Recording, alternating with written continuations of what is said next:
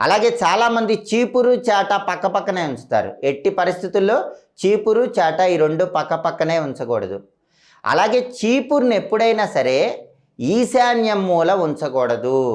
చీపురుని ఆగ్నేయంలో కానీ వాయువ్యంలో కానీ ఉంచాలి, అంతేగాని ఈశాన్యంలో మాత్రం ఎట్టి పరిస్థితుల్లో ఉంచకూడదు.